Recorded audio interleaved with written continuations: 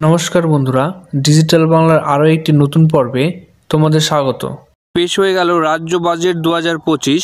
12ই ফেব্রুয়ারি 2025 চন্দ্রিমা ভট্টাচার্য স্বাধীন দায়িত্বপ্রাপ্ত মন্ত্রী, তিনি কিন্তু বিধানসভায় রাজ্য বাজেটটি পেশ করেছেন। এবং এই রাজ্য বাজেটে পশ্চিমবঙ্গ কর্মচারীদের জন্য যে ডিএ অ্যানাউন্স করা হয়েছে, সেই ডিএ নিয়ে লিখিত রূপ কী রয়েছে এই বাজেটে, সেটি একটু দেখে নেন।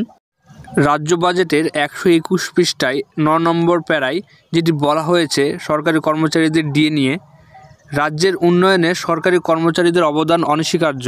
আমাদের সরকার সরকারি কর্মচারীদের প্রতি সবসময় সহানুভূতিশীল।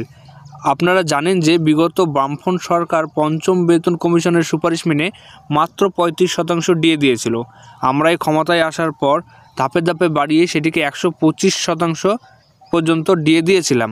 এরপর ষষ্ঠ বেতন কমিশনের সুপারিশ মেনে 125% ডিএ বেসিক পের সঙ্গে যুক্ত হয়ে নতুন বেসিক পে ধার্য হয় এবং এই নতুন বেসিক পের উপরে আমরা এখনও পর্যন্ত 14% ডিএ দিয়ে এসেছি।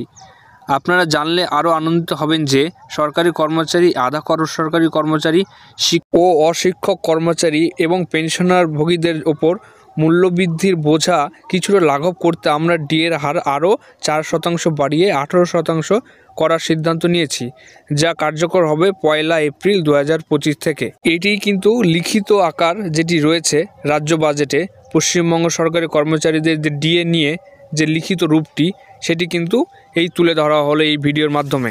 অনেক সরকারি কর্মচারী এই বাজেটে পে কমিশন নিয়ে আলোচনার কথা কিন্তু বলছিল, কিন্তু সেরকম কোনো আলোচনা কিন্তু এই বাজেটে হয়নি।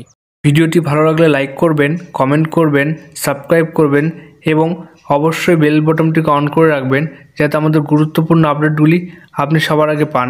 এবং সবশেষে ভিডিওটি দেখার জন্য অসংখ্য ধন্যবাদ।